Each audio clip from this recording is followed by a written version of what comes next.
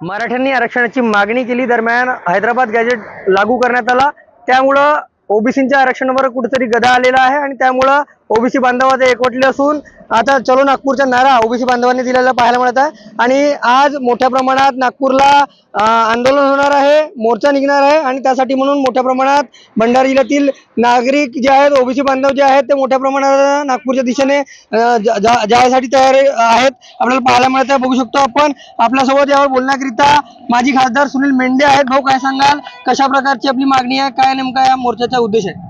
मराठ्यांनी मोठ्या प्रमाणात एकत्रित येऊन सरकारवरती प्रेशर आणत ओबीसी मधलं आरक्षणातली त्यांची मागणी आहे आणि आम्हाला असं वाटतं की याच्यामुळे मोठ्या प्रमाणात आमच्या ओबीसी बांधवावरती अन्याय होतो आहे।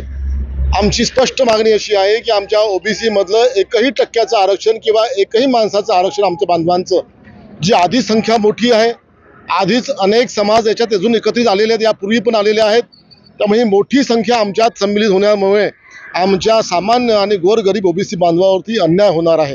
त्यामुळे आम्हाला असं वाटतं आहे की आमच्यावरचा कुठलाही आरक्षण कमी न करता तुम्ही मराठ्यांना काही वेगळं आरक्षण दिलं तर आमची अडचण नाही, परंतु ओबीसीमध्ये त्यांना आरक्षण देऊ नये ही आमची ठाम भूमिका आहे।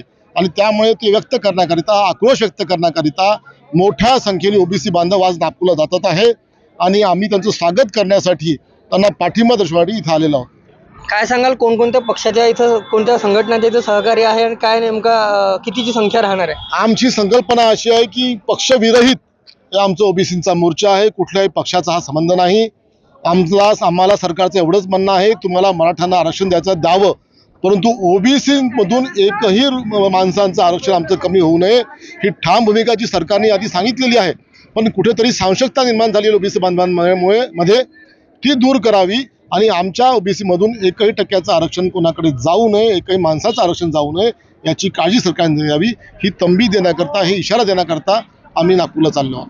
नक्कीच खरं पाहायला गेलं तर मोठ्या प्रमाणात हा आता आक्रमक रूप घेताना पाहायला मिळतं आणि आपण खरं पाहिलं असेल तर जवळपास 25,000हून अधिक ओबीसी बांधव जे आहेत ते 100हून अधिक वाहनांच्या माध्यमातून नागपूरला जायला आता प्रस्थान करायला पाहायला मिळत आहेत। रुपेश सपाटे, TV9 मराठी, भंडारा।